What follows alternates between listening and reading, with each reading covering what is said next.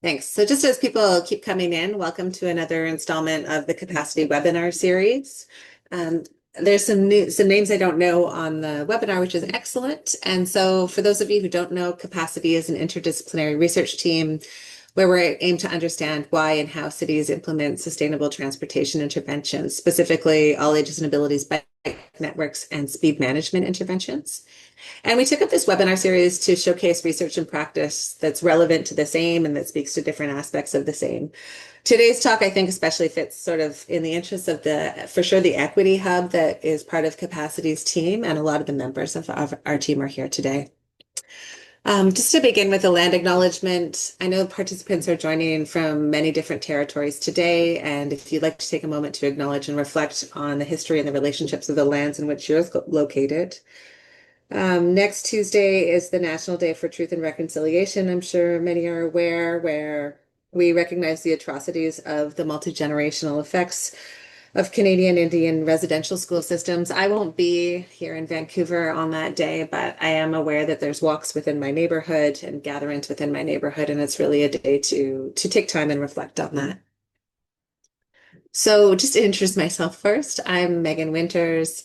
I'm here at Simon Fraser University. I lead the City's Health and Active Transportation Lab, and I'm part of the Capacity Research team. It's my pleasure to host today and to welcome you to the webinar where we have Samantha Leger speaking about mindful streets towards more neuro-inclusive transportation futures. It's sort of a group that I don't feel like has gotten a ton of attention, and I'm aware of Samantha's PhD research and really thought it was a novel topic area that we haven't seen a lot of empirical research on, and so I think it's really of interest to this group. Just before a few pointers to get the webinar running smoothly. So we're recording the webinar as you see, and we post this on our YouTube channel so that we can share it with those unable to attend. Our people are all across different time zones and all faced with practices of research and teaching. And so we can't all be here present on the day, but there is pickup afterwards. There's closed captions enabled for the presentation, and if you can just mute your microphones, and we'll use the Q&A box for the speaker at the end of the presentation at that point in time. We'll post community guidelines into the chat right now, so take a moment to review those. Thank you, Amin. And on to the main event. So I'm really pleased to welcome our guest speaker, Samantha Leger. They are a PhD candidate in the School of Planning at the University of Waterloo. Samantha has a master's degree in interdisciplinary urban design from the Bartlett School of Planning at University College London, and her research interests revolve around mobility justice and designing inclusive streetscapes. She's just about done her PhD, so we should all cheer her on in the final stretch.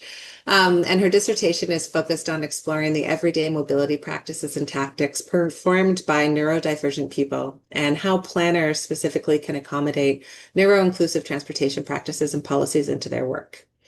Prior to doing her PhD, she had research in transportation and urban planning as a consultant practice. And so she brings that really applied lens to her work. So Samantha, with that, if you're ready, I'm happy for you to share your screen and take over.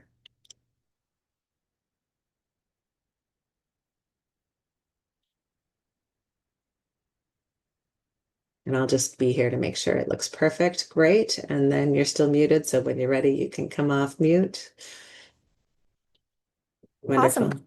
Great. Well, Good. thank you so much for that introduction. And thank you everyone for joining today. As Megan mentioned, my name is Samantha, and I'll be presenting on some of my emerging PhD work in this webinar entitled Mindful Streets Towards More Neuro-Inclusive Transportation Futures. And I just want to take a moment and thank the Capacity team for inviting me here to speak today. So I had a slide with a little about me, but we've already gone through my bio, so I'll keep this brief, but I am a PhD candidate at the University of Waterloo, and my research interests broadly focus around the intersections of mobility justice and urban planning and design, with my thesis research really focused on how we can design and plan inclusive streetscapes and transportation systems for people who are neurodivergent. And I link this academic research to about 4 years that I have had in transportation planning consultancy work. So our plan for today, I've tried to kind of structure this presentation into 5 key sections. We're going to begin with a little bit of context. So why are we talking about neuro-inclusive planning? Why does this matter? And then we'll spend a bit of time talking about the problem, which is how we currently accommodate neurodivergence in the built environment and what we know about this issue. We'll spend the bulk of the time that I'm talking diving into my own analysis, which is these stories from the commute or stories from everyday travel, wherein I've conducted just over 40 interviews with people who are neurodivergent on their everyday mobility practices. And we'll wrap up at the end with a brief section on towards different solutions and thinking towards neuro-inclusive planning in Canada. And as mentioned at the beginning, we can then have a question and answer period. So let's get into it. Why are we talking about neuro-inclusive planning? Well, it's been undeniable in the transportation planning space that over the past few decades, we've been moving away from autocentric planning legacies that have over-prioritized the car on our streets. And this is due to the fact that it's just become unignorable, the unsustainability of autocentric planning, both in terms of the environment and socially. And so in response to this, we've seen planning paradigms that have emerged, such as complete streets or walkability or bikeability, where we're looking to confront these modal inequities by providing a more equitable mode split on the street and planning for infrastructure that accommodates these different road users, such as pedestrians, cyclists, and transit users. But alongside this shift, we are also seeing some language emerge within these planning paradigms that not only confronts the modal inequities on the street, but also historic mobility marginalization that can be based in age, race, gender, income, and ability. A lot of the time, we hear this spoken about in the term to plan for all ages and abilities, which is typically linked to some of these interventions like complete streets or planning for bikeability. Yet the more that we hear about this term, all ages and abilities, the more it becomes embedded into so many different forms of planning documents and practices, it seems the less we really know about it. It's become a bit of a black box term wherein we say a lot of the time that we're going to plan for all ages and abilities, yet it's becoming less clear who is really encapsulated within the term all ages and abilities and what it means to plan for all abilities. To this end, a US study that was conducted in just 2022 reviewed over 1,000 different complete street policies in the US and found that although almost all of them mentioned the term to plan for all ages and abilities, less than 7% of them considered low-income populations, racialized populations, or women. And although over 80% did have some consideration to people with disabilities, the consideration to different forms of disability were often very minimal.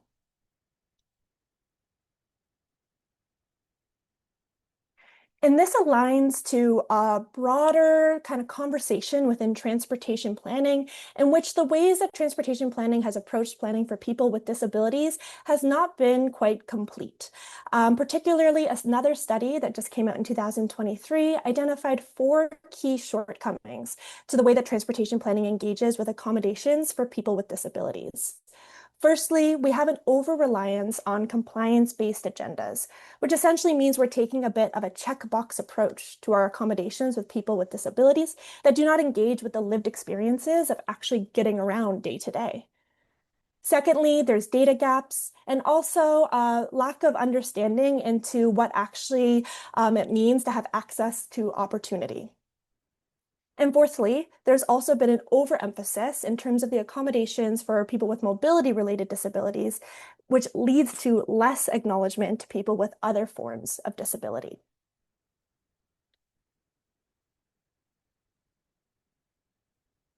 And so particularly in my work, I was very interested in this first and fourth gap that was identified, looking at interrogating these compliance-based agendas or checkbox approaches that have become the kind of status quo into how transportation planning engages with people with disabilities, and also interrogating this emphasis on mobility-related disabilities. So when I began my own work, I began to look into what types of disabilities are considered in current transportation planning documents. And in my review of some complete street planning documents across Ontario, I found that again, although all of these plans utilize the term to plan for all ages and abilities, there were currently no explicit accommodations for cognitive difference or neurodivergence within these plans. And this is becoming an increasingly visible gap because in Canada alone, over 1.1 million people identify with different forms of a learning disability, including ADHD, and over 300,000 people identify with developmental disabilities like autism spectrum disorder. So suffice to say, and this is pulling words from other scholars who have also talked about this, but existing policies and regulatory tools are often inadequate for many people with disability whose challenges are other than mobility disabilities, as their specific needs are not often well articulated. So I looked into how can we better understand the needs of people who are neurodivergent and accommodate them within our transportation planning work. But before I get too far in talking about what it means to accommodate people with neurodivergence in transportation planning, I think it's important I take a moment to talk about what I mean when I use the term neurodivergence. So a little bit of a 101 on the neurodiversity paradigm. The neurodiversity paradigm first emerged in the 1990s, and it was a direct response to a culture which framed cognitive difference as disorders to be cured rather than part of the spectrum of human behavior. And neurodiversity paradigm was emerged directly to challenge that. One definition that I really like says that neurodiversity describes the idea that people experience and interact with the world around them in many different ways. There is no one right way of thinking, learning, and behaving, and differences are not viewed as deficits. And the neurodiversity paradigm was really important in broadening this conversation because before we started having the conversations around the neurodiversity paradigm, many neurodivergent conditions like autism spectrum disorder, attention deficit and hyperactivity disorder, post-traumatic stress disorder, or obsessive compulsive disorder were framed as problems to be solved only at the individual level, aligning with the sort of the medical model of disability. And in this, the ways that disabilities can be constructed and perpetuated socially was not considered. This means that neurodivergent conditions are not planned for in societal structures like education, employment, and the built environment. And I just want to take a moment to also note that even though the neurodiversity paradigm first emerged in the 1990s and often is associated with the 90s, the thinking that went into reframing cognitive difference as a spectrum of ability did not just fall out of thin air and was rather built upon through years and years of research that got us here. And that's why I have some of the terms on the side of the slide. Before neurodiversity became popularized and caught on, it was also talked about as terms like neurological diversity and neurological plurality. I also want to take a moment to just discuss the differences between the terminology of neurodiversity and neurodivergence. They're sometimes used interchangeably, but there are some some distinctions to make between these two terms. Notably, neurodiversity refers to the full range of cognitive function. No two people are ever thinking in the exact same way, and in that, we are all neurodiverse. In contrast, neurodivergence refers to a specific set of diagnoses or conditions that are othered by the neurotypical expectation. And a way to maybe understand some of these differences is looking at the base word. Diversity refers to respecting and valuing differences, whereas divergence speaks to separating off or going in a different direction. Neurodiversity relates to all forms of cognitive function. Neurodivergence is speaking to those who are othered by a neurotypical expectation. So let's get into neurodivergence. This is an umbrella term that encompasses a range of different diagnoses of cognitive difference that, as I noted, can relate to different forms of developmental disabilities, learning disabilities, and mental health conditions. Due to this, there is no one way to be neurodivergent, and there aren't symptoms of being neurodivergent. However, there can be some shared characteristics between certain diagnoses or conditions that are considered neurodivergent. And for my study that I'm going to just talk about a little bit more today, I focused on people who identify as autistic or ADHD. And in that, there are some shared characteristics of sensory sensitivities and executive dysfunction. Executive dysfunction largely relates to or largely can impact working memory, cognitive flexibility, inhibition control, as well as emotional regulation. And sensory sensitivities refer to the sensitivity or how certain senses can be filtered, including what you see, hear, smell, taste, or touch. And importantly, and as I will discuss in the next couple slides, both of these two characteristics had particular impacts on how the built environment is interacted with, which I'm going to talk about, and is why I've pulled them out as two that I'm going to focus on within my own work. So let's get into the problem then. We know that talking about neuro-inclusive planning matters because we're trying to plan for all abilities, and yet we're not really sure how to get into actually accommodating different forms of disability that are not mobility related and to engage with the lived experiences of getting around with different forms of disability. So let's look at what we do know of how we currently accommodate neurodivergence in built environment planning. So as I mentioned, the neurodiversity paradigm emerged in the 90s, and since then we have seen a broadened understanding, both socially and medically, of neurodiversity, which has allowed for more people to access diagnosis or even just identify with different neurodivergent conditions, and it's become more commonly talked about. In response to this, we've also seen a kind of parallel emergence in research understanding the intersections of neurodiversity and the built environment. And this was a much needed shift in research on the built environment because even up until the mid 2010s, nearly all of the research that explored these intersections of the built environment and neurodivergence largely just focused on children on the autism spectrum and their interactions with closed spaces. So think like daycare centers or schools.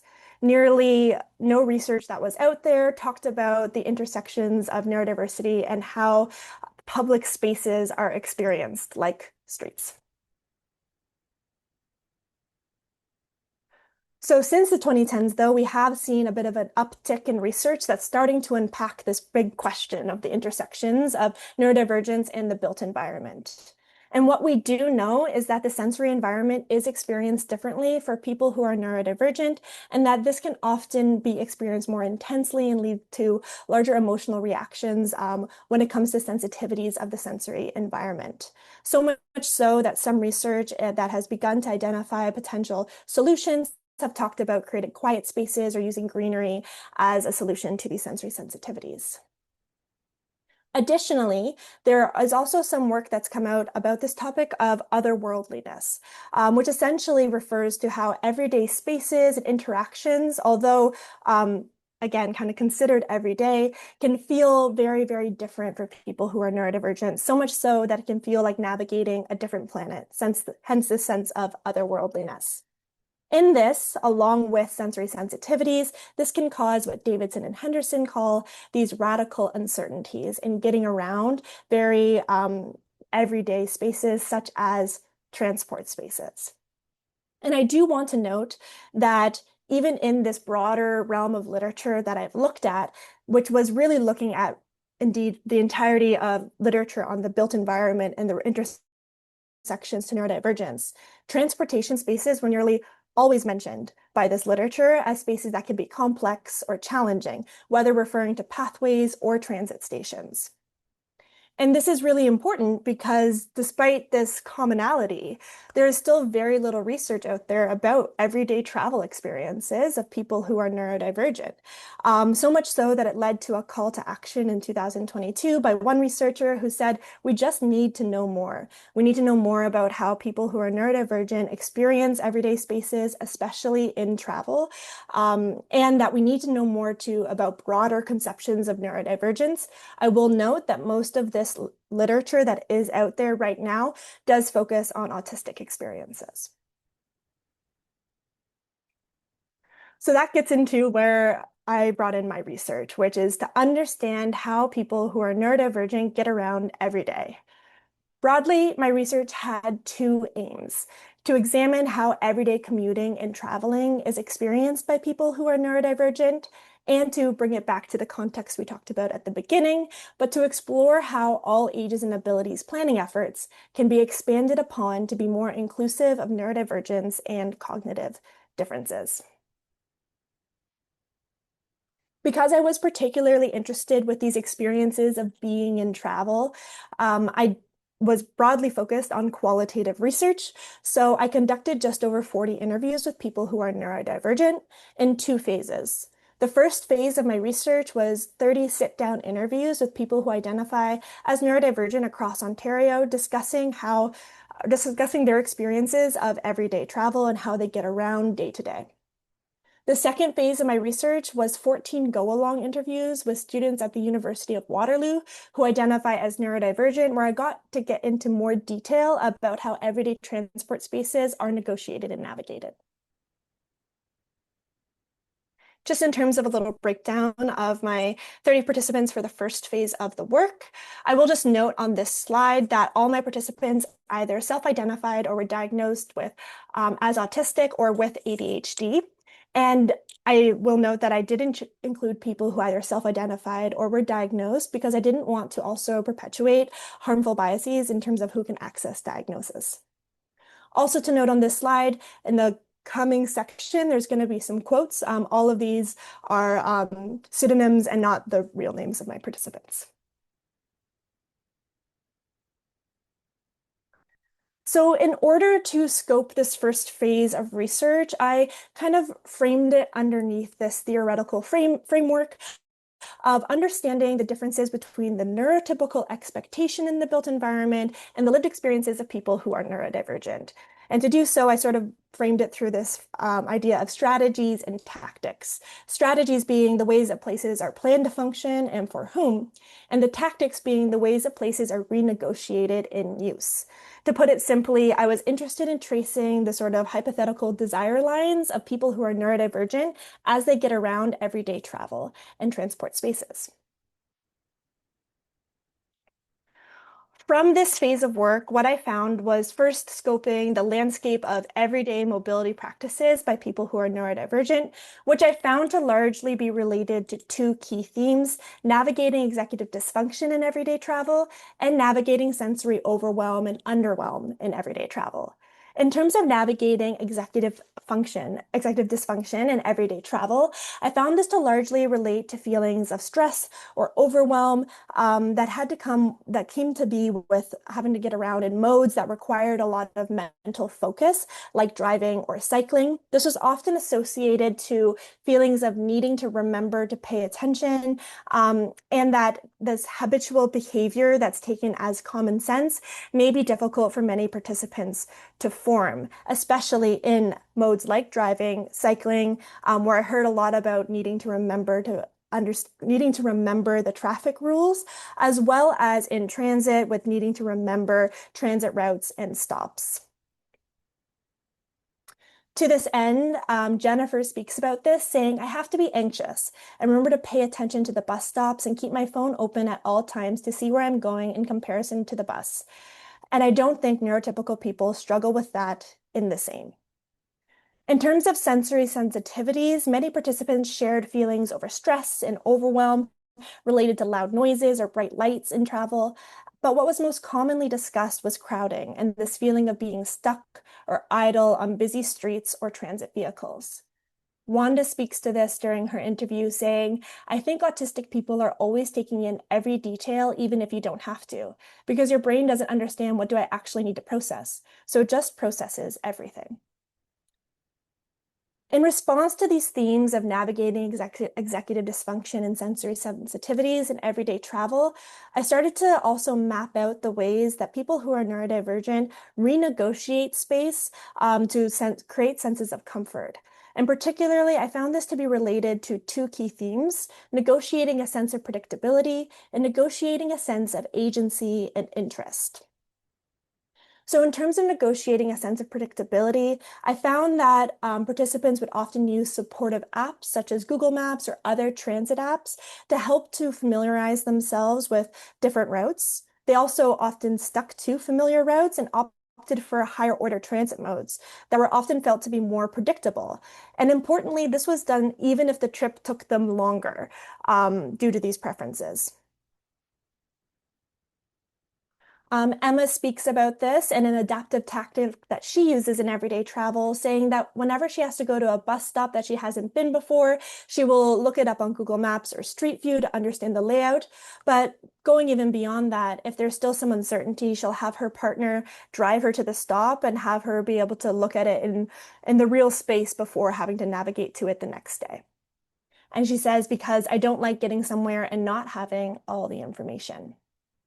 In terms of negotiating a sense of agency and interest, these often related to injecting a sense of control into one's movement, which was commonly done by walking places or related to making small accommodations to their trip, such as wearing noise-canceling headphones.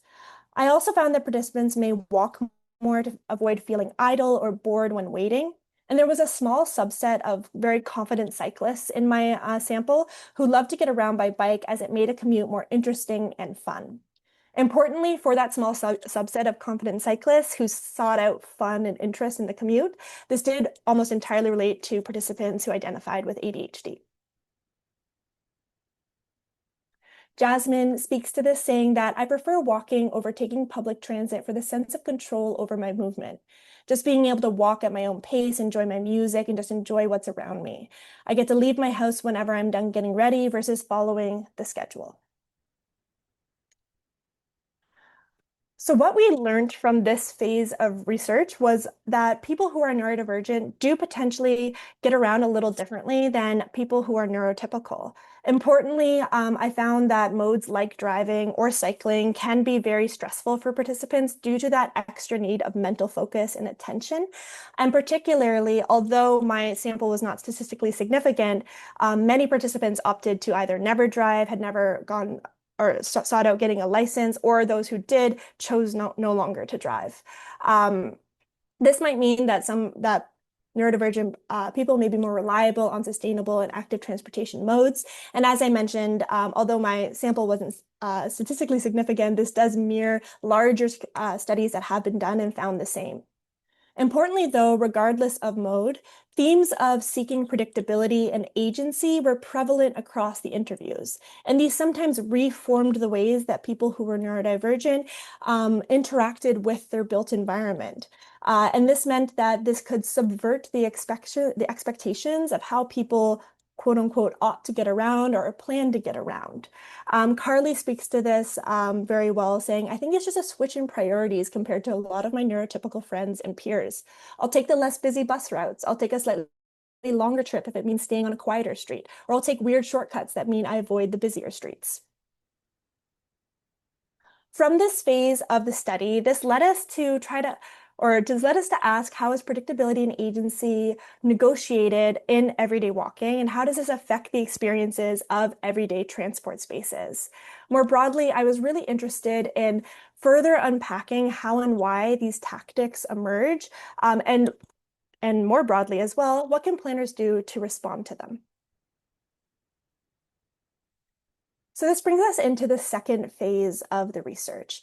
And for this phase, I kind of looked at a slightly different theoretical framework where I wanted to understand how ways of knowing are constructed in everyday travel, particularly spatial knowledge of everyday travel.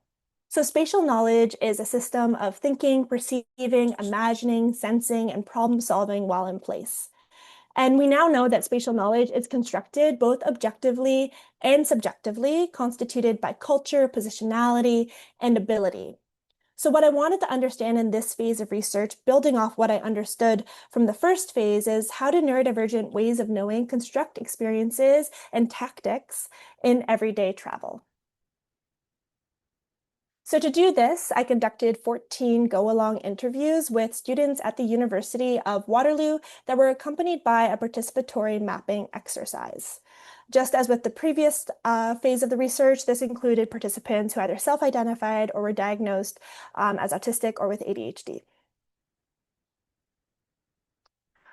I set up two predetermined routes for this phase of the research that allowed me to traverse everyday transport spaces, both some that are considered current infrastructure that works for all ages and abilities, and other just forms of everyday transport spaces that could be challenging for people who are neurodivergent based on the previous literature. The first route did a walking route directly east of the University of Waterloo campus through a predominantly student residence area. The second route walked down to a light rail transit stop, took the light rail transit one stop, and then walked back up from the downtown. As I mentioned, this phase of research was accompanied by a participatory mapping exercise. So at the end of the go along interview, participants were given a printed out map and asked to mark it up however they saw fit, either with stickers or notations about their experiences along the route.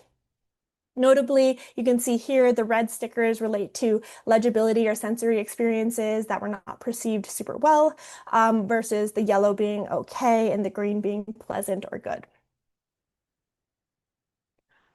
What came out of a review of this participatory mapping exercise alongside a review of the transcripts of the go-along interviews was that the experiences that were placed alongside red stickers or negative notations often related to feelings of spatial uncertainty or sensory and spatial overwhelm.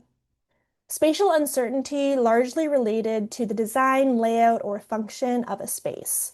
These were moments where participants felt they struggled to know how the space is supposed to work. And it was associated to when there were a lot of changes in the built environment or there was a lack of pattern. In comparison, the sensory or spatial overwhelm related to the use of the space and was associated to moments when there were too many sensory or spatial inputs, like a lot of things to pay attention to, competing loud noises or crowding. And participants often felt intense reactions to such moments, citing they were overstimulating, really, really startling, frustrating, exasperating, or irritating.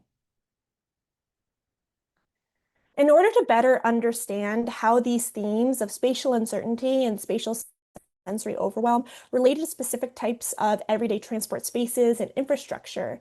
The remainder of the results look at kind of journeying along the routes to areas that we found were talked about very frequently, either through the participatory mapping exercise, through stickers, or through reviewing the transcripts as being either maybe negative or either very supportive. The first type of infrastructure that we're going to journey along the route with together is transit stops and stations. In the first route, we took participants to a bus terminal that was pretty newly built in the University of Waterloo.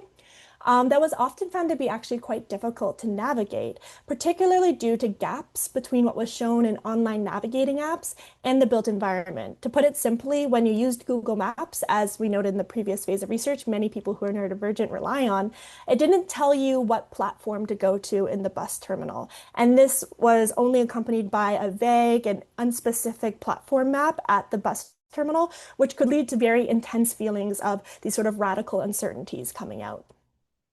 Other bus stops were also difficult to navigate for participants as they would either struggle finding the stop or ensuring it was the right one. Especially for finding the stop, this was often spoken about with bus stops that only have the signpost and no shelter, as there was this lack of feeling like it was a landmark or recognizable. And there was also senses of uncertainty, especially when getting to stops, if they were going in the right direction or if they'd found the one that was going to connect to the right route. To this end, the light rail transit stations were more preferred by many of the participants for two reasons. Firstly, it was perceived as a landmark in itself. It was easily recognizable and easy to find within the built environment. And then once they got to the LRT station, it felt like it had more supports built into it to understand which direction you were going and what stops it connected to. A few quotes that speak to this. Josh speaks about the bus terminal, saying that they don't really have a good platform map. And the apps don't tell you what platform to go to. So you just have to look around at the map or just randomly walk around. In terms of more traditional bus stops, a few quotes that came out about the differences between the signed bus stops or sheltered bus stops. B says that I guess it's less obvious if it has no shelter because sometimes if I can't find the sign, I might accidentally walk an extra block. Kieran also says that they typically only go to bus stops that have a shelter because a lot of times they won't notice a bus stop if it doesn't. And not only are they worried that they won't find the bus stop without a shelter, but they also sensed or explained a sense of fear around the bus driver not stopping when there's no shelter. The second type of infrastructure that we looked at on the routes are shared infrastructure. In our two routes, this related to a multi-use trail as well as a Wunnerf or a shared street. And these were an interesting finding because generally shared spaces were very much preferred in the way that they handled car traffic, in terms of the Wunnerf slowing down car traffic and the multi-use trail being entirely separated from cars. This often led to a preferred sensory experience that could be quieter and have more greenery. However, participants also felt it could be difficult to know what to do in these spaces, especially when conflicts with other modes did emerge. Notably, we heard this a lot on the multi-use trail, wherein a lot of participants said they liked it and they wanted to like it, but that they were constantly feeling the need to check over their shoulder or worried that a bike was going to come up behind them. Leslie speaking to this feeling, saying that this trail is pretty nice. I know that it's a good thing, but I'm not too fond of the fact that we share this with the bikes and the scooters because I always feel scared. What if they're behind me? And although Leslie doesn't speak to it explicitly in this quote, many other participants went on to say that they just don't quite know what to do in that situation and how to manage those types of conflicts. Finally, the last type of infrastructure that we pulled out for this journeying along the route were intersections and mid-block crossings. These were very common spaces to be discussed about as negative or challenging within the interviews. And this came out even in the go-alongs. A lot of participants, when they got up to intersections, very much sort of told me to lead them through it, that they didn't want to be in charge of getting themselves through the intersection. And this is because this was an area where participants felt like they were sort of entering into an unmitigated conflict with other types of modes, and that it could be very stressful in that way.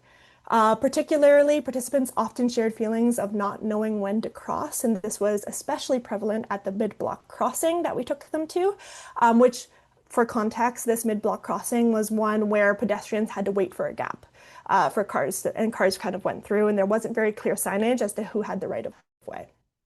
But this was also spoken about in regard to sort of micro inconsistencies in some of the more traditional four-way intersections, where some that we navigated along the route had a pedestrian push button that you had to press to request to stop, and others went automatically. And there was a lot of uncertainty around how and when to know when to cross, and this was only exacerbated when, in certain instances, there was no marked zebra crossing. And Annika speaks to this, saying that no, the thing is that there's no indication I can pass now at this mid-block crossing. So I could make the judgment because there was someone else in front of me that went ahead of us, and also speaking about to me as a researcher that I was there as well to kind of guide her as to when we could cross. But if she was alone, it would have taken her much more time to decide what to do in that situation. So to get us to our final section now, we're going to talk a little bit more towards what solutions there are and thoughts for neuro-inclusive planning in Canada. So one of the key findings that has come out of my work, and especially the go-along interviews phase, is that place legibility is a potential way to mitigate some of these uncertainties in the built environment, especially approaching it more intentionally through transportation planning and design. Place legibility is sometimes considered a facet of universal design, but is not always considered in the ways that we accommodate all ages and abilities in transportation planning. I found that in terms of transit stations and stops, this could look like ensuring ample and clear signage, especially including names of stops at bus stops and the routes that they connect to. This can also relate to ensuring that digital information complements the physical information, and that signage is ample in these kind of areas, especially when more people are relying on some of these more digital wayfinding technologies.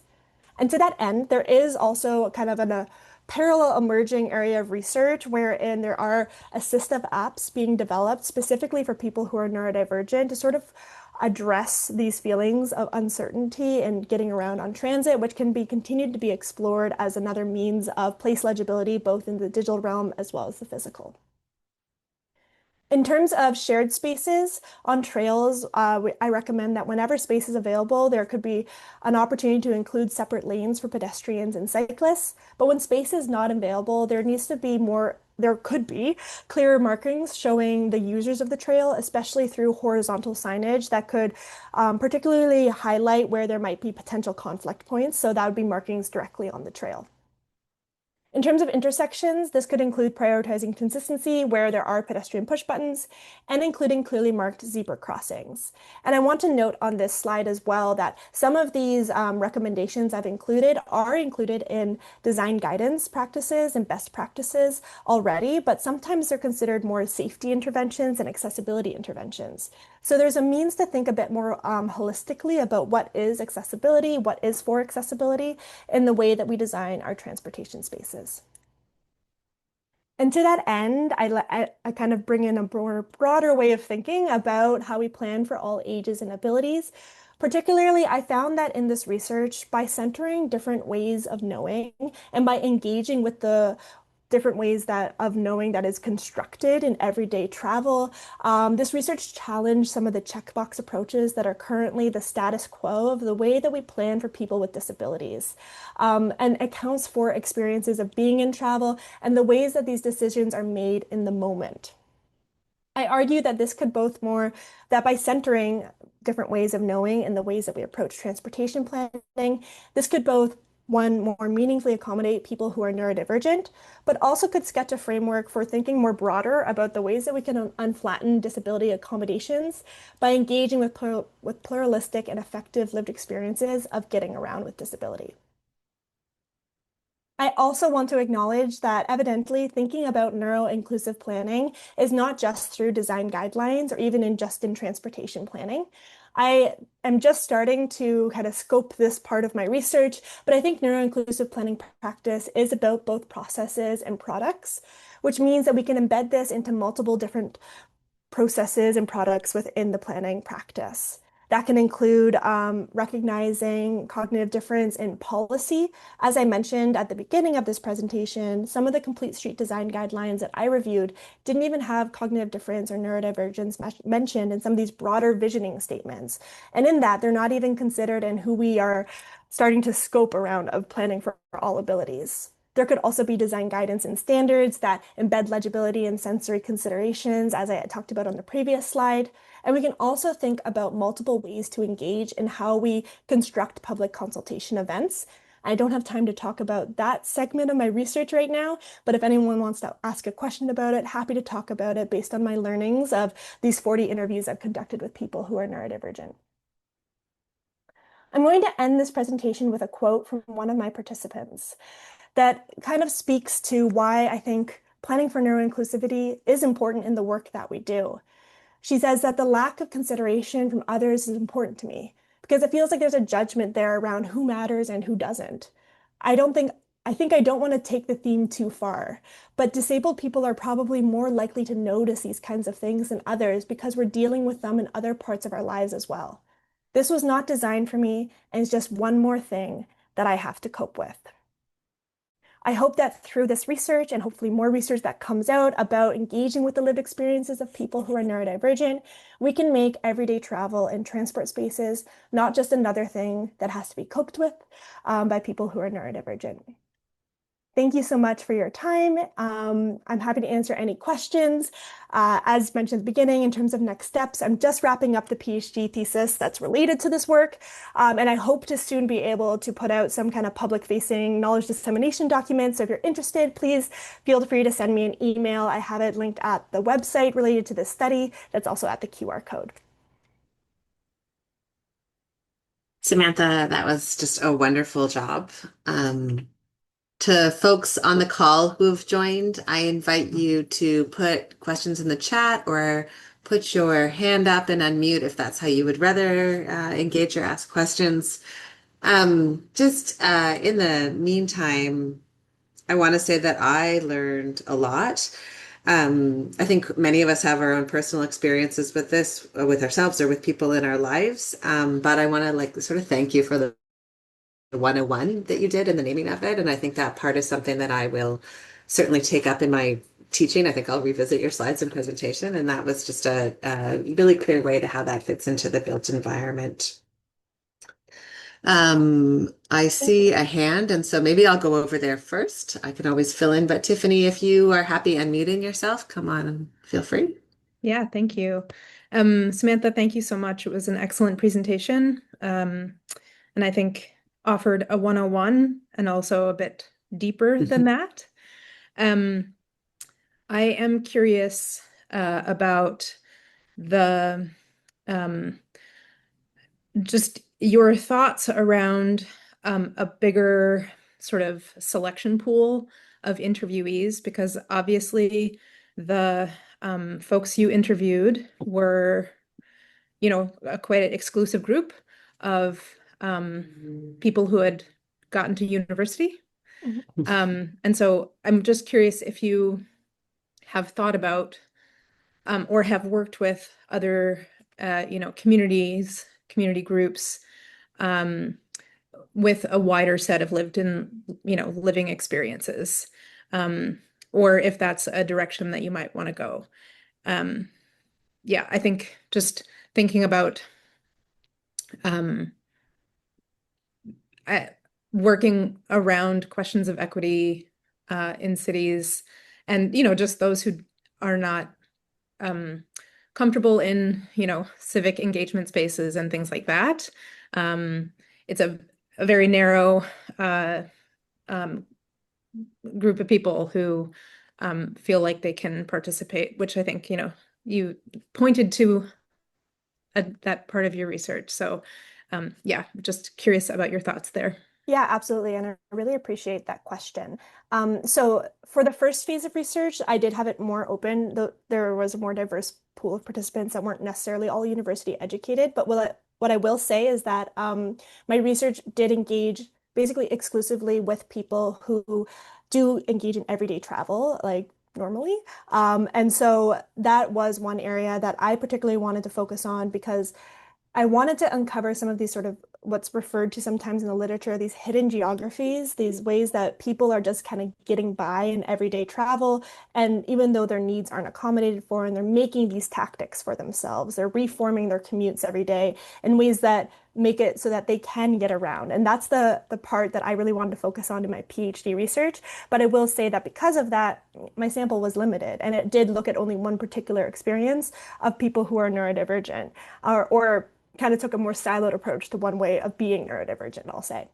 And so absolutely, I'm really interested in expanding this further. And as I mentioned at the kind of beginning of the presentation, there's no one way to be neurodivergent. So this study could take so many different forms of engaging in many different ways that people understand their built environment. But I was hoping that I can just start to scratch the surface, so to say, in understanding the ways that people who are neurodivergent do experience everyday travel differently, and what are the sort of the first steps of planners that we can start to talk about this and engage it or respond to it more meaningfully in our work. But thank you so much for the question.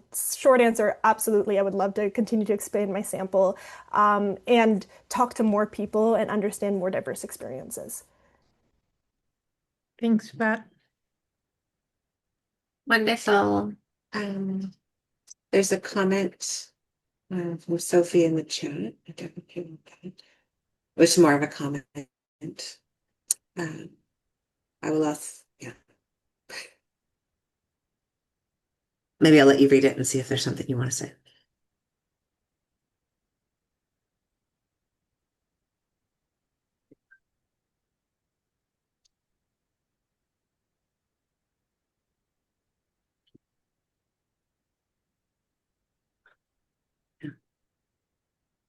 I picked up a clear message from you just as you prepare. I picked up a clear message from you that, an explicit comment that your sample many of them never drove. And I think we, have reasons why people never drive, whether they're too old or too young. But I think we also don't often comment that they may be neurodivergent and in that way, limited in terms of what they can do. I think that's one message I got. I don't know if you want to say anything else about Sophie's Yeah, comment. Yeah, absolutely. I can speak to that comment for sure. So yes, broadly speaking, I noted in my sample, and I actually did have a slide to it that I didn't include, which I can go to right now, that just sort of did an overview of the modal preferences of my sample. Those who primarily get around by driving, those that primarily get around by transit or walking and cycling, cross-reference to whether people had driver's licenses or whether they drove at all. And I want to note that I appreciated that comment because it's not just in the sample that I found that people never sought out driver's licenses. That was a portion of my research, or sorry, a portion of my sample. But there were also people that got a driver's license, kind of went through the sort of assumed way that you like are supposed to get around in a lot of Ontarian and Canadian communities. You're 16, you get a driver's license because that's the only way, that's the only option. And then found that they really didn't like it. And to your point, to the comment, some of the participants spoke about the many accidents that they were in, and then eventually just being like, I can't do this anymore. I can't drive anymore because I lose focus or something happens. And there was guilt and a lot of shame associated with that too, which is a theme I didn't get to talk too much about in this presentation, but was really, really prevalent in the interviews and in my wider, broader papers that I write about this. I talk about it quite a lot, that a lot of people who are neurodivergent, or at least from what I found in my sample, that there's a sense of guilt and shame around not being able to do everyday travel the way you're supposed to, like not being like feeling like you're not driving the right way or struggling with transit and not getting on the right way. So that was certainly something that I found. And I also want to call out to the just one participant in my sample, but potentially speaks to a broader theme that could be worth unpacking, is that I did have one participant who primarily gets around by driving, but really, really did not like it and talked very much at length about how much it was a struggle every day to have to get in the car and drive places, and it was just very stressful for them. And this maybe speaks to a larger theme, like I said, in terms of when we want to advocate for more sustainable travel infrastructure, for more active travel infrastructure. This could be another reason why it's important. Having those multiple different ways to get around can allow some people that are currently driving out of necessity and finding it to be very stressful to potentially seek out other options. Thanks for that.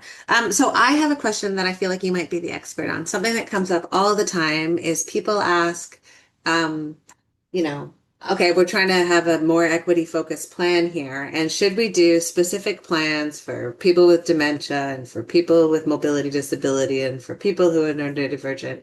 Or how do we build that into a larger all ages and abilities plan? So can you talk to us about how you think cities should proceed around doing neuro-inclusive planning practices in light of the fact that this is one group and there are many groups to consider?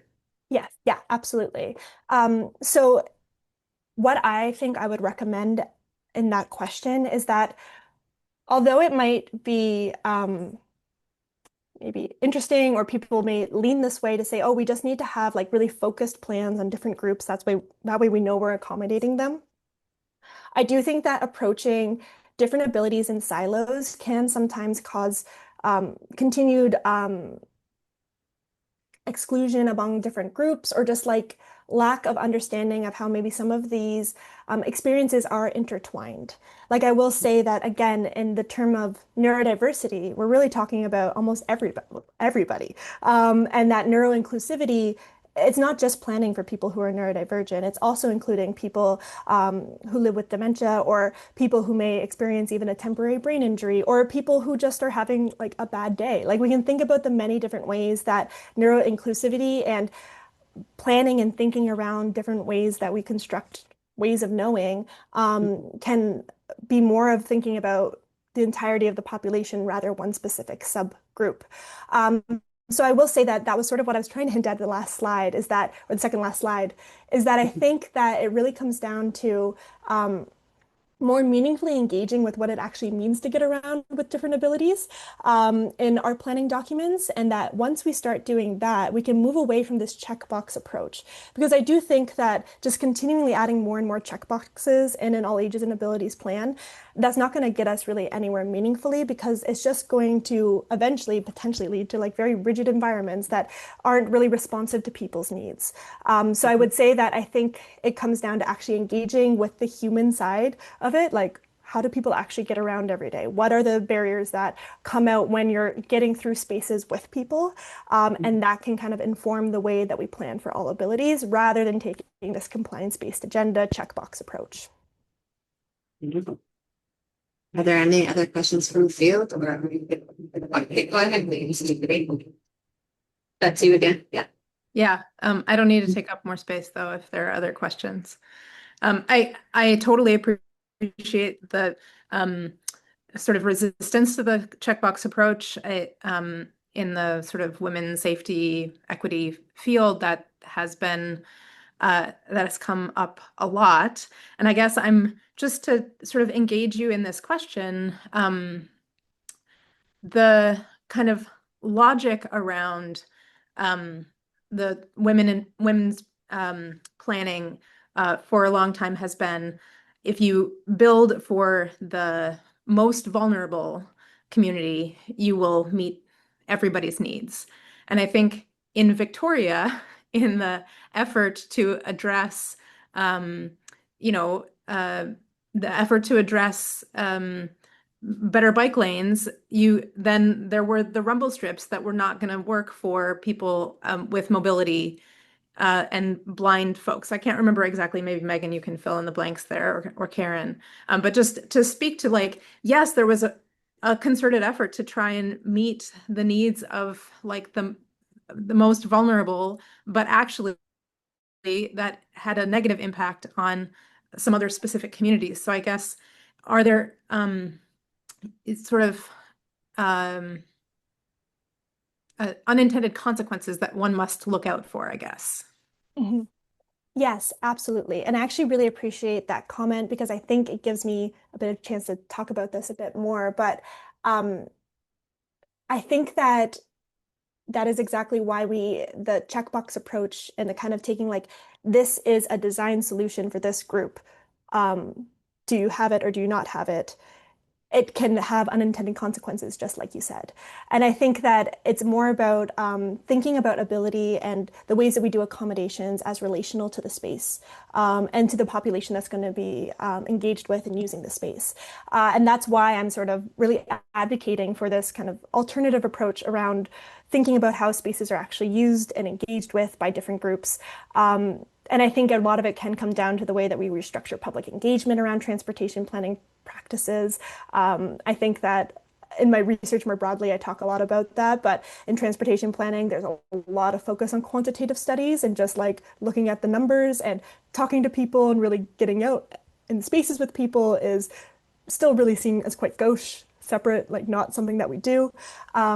But we should do it because then we get to understand these intricacies and the ways that certain accommodation measures can almost challenge each other or create conflicting uses of space or conflicting accommodations.